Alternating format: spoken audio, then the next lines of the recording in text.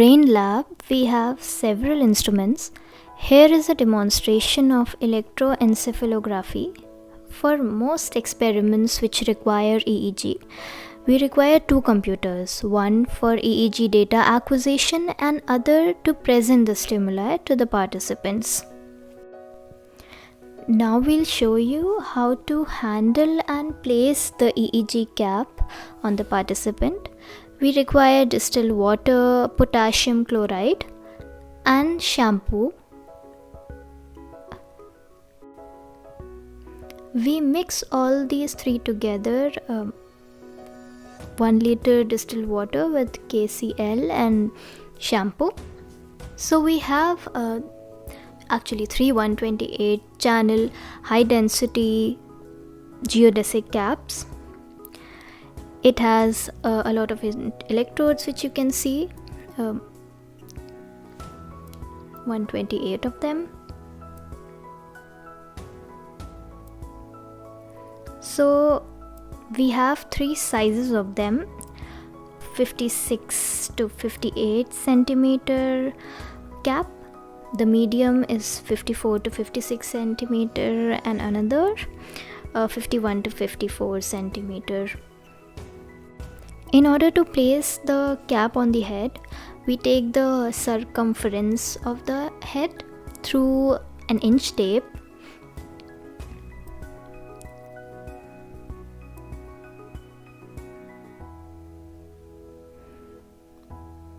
We take the middle part, the part in between the eyebrows, the nasion, it's called the nasion, and to all the way around the head.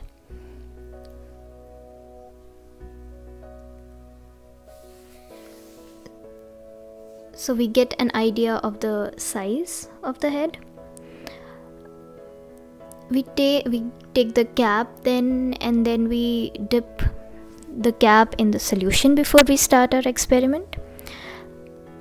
So we need to mark our participant's head to denote the middle point in the head to place the cap according to the CZ position. We take the inch tape, we measure it from the nasion, the point here, to the anion, the behind, and we put like a cross in the middle.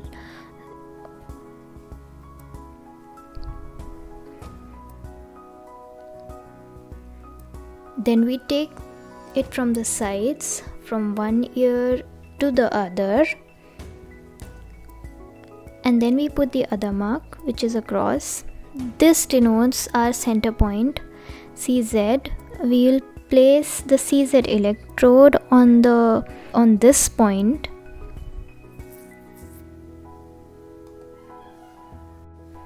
The cap needs to be held delicately. It can break easily, and we place one of our fingers locating the CZ in the center, on the central electrode basically, and we place it on the head.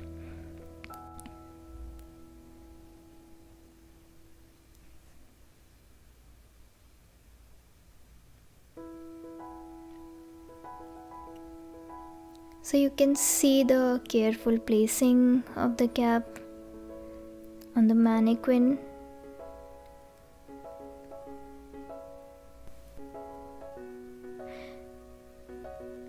This cap is of the large size.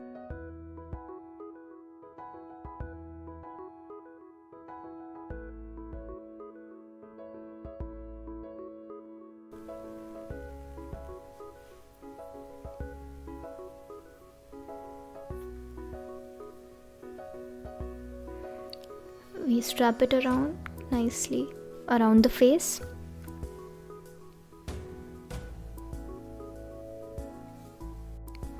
We take this adapter of the EEG cap and we attach it to the amplifier of our EEG. You can see it next to the display monitor. it can get attached there, and this amplifier transfers the analog to digital data. Then we can see it in the data acquisition computer on the other side. You can see the computer live and see the what electrodes are working and what aren't working, or if there is a placement issue or something like that, it denotes there. So this was how you place the gap. You can record the EEG activity as well and see it live on the monitor, data acquisition monitor.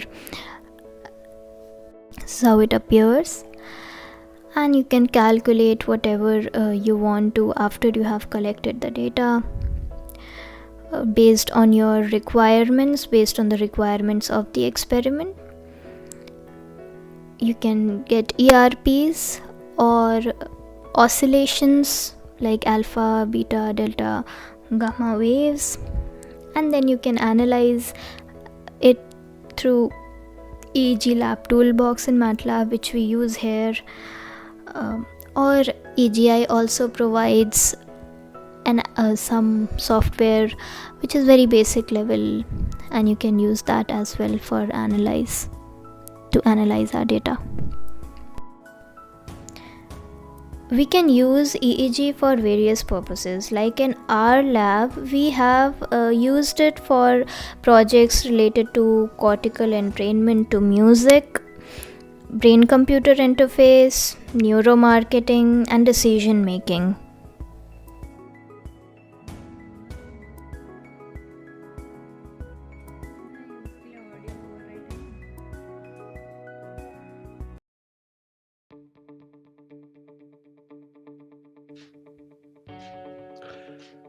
Hello everyone, I am Gaurav Panthi, PhD student at the Control of Learning and Action Lab, in short, COLA Lab, IIT Gandhinagar.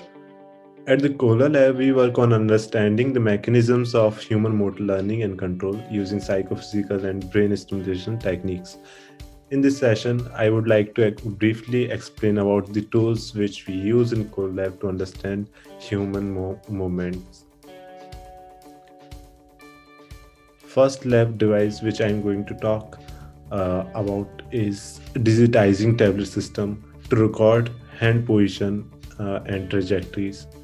This system consists of a large digitizing tablet and mirror mounted above the tablet and a HDTV placed horizontally above the mirror. During the experimental task, participants sit facing the digitizing tablet and use a handheld stylus to make reaching movements on it. Direct vision of the hand is blocked by means of mirror mounted over the tablet. Direct hand position shown to the participant by cursor feedback reflected on the mirror. So in the video we are showing a simple point-to-point reaching task. Participants make fast reaching movements from one point to another point. A cursor feedback shows the hand position. So in the 3 trials, the cursor position and hand position is matched, and after 3 trials, we showed a mismatch between actual and cursor motion. And as you can see, the participant struggles making straight movements, and they eventually learn slowly over trials. The second lab device which I'm going to talk about is Kinarm Endpoint Robot.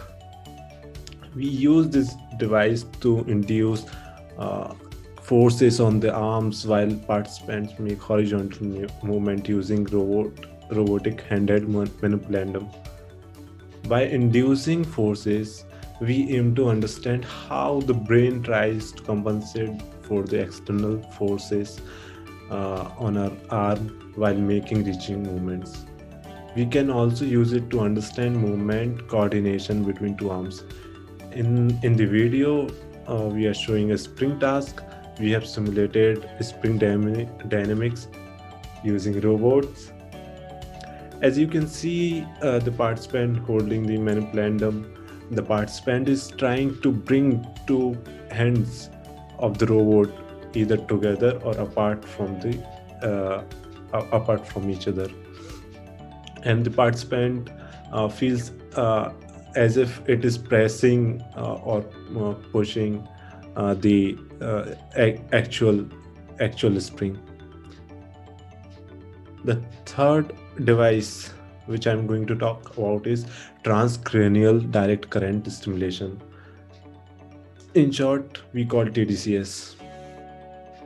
This is a non-invasive brain stimulation device that we use to understand the role of different cortical brain regions in various behavioral aspects. It uses very weak direct current of around 2 milliamperes to inhibit or enhance the activity of targeted brain areas using scalp electrodes. In this video, we are using a 1020 system caps to help place the electrodes on the scalp of the targeted location. The electrode stimulates a brain area called motor cortex, which is mainly responsible for body movements. The device has many controls for changing amplitude, frequency, and signal type. The fourth lab device, which I'm going to talk about, is Transcranial Magnetic Stimulator. In short, we call TMS. The TMS is also a non-invasive brain stimulation technique, which is used to understand to study the role of cortical brain areas in different behavioral tasks. It mainly uses a magnetic field to either inhibit or facilitate a targeted brain area activity. In this video, a magnetic coil is placed on the scalp at the targeted cortical brain area, motor cortex, and a pulse has been generated by the experimenter. Depending on the frequency of the stimulation, it can either facilitate or inhibit the activity of the targeted brain area. In this video, I am stimulating a particular brain area that represents the movement of the right hand thumb. Pulse has stimulated the brain, the activity of neurons responsible for the changes in the thumb movements, and this is you can also notice the twitch, a small twitch in the thumb. Thank you.